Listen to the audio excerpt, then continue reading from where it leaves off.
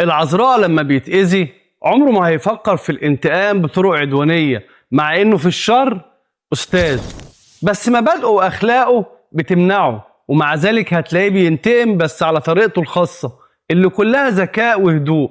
تعال اقول لك على طريقة برج العذراء في الانتقام. التجاهل التام، هيمحي من حياته الشخص اللي اذاه وهيعتبره ولا حاجة ولا كأنه عرفه في يوم. المواجهة، العذراء عنده من الذكاء اللي يخليه يواجه اللي أذاه بأدلة وإثباتات تدينه بالعقل وبهدوء ومن غير شوشرة، لأن العذراء بيميل أكتر لحل المشاكل بطرق سلمية.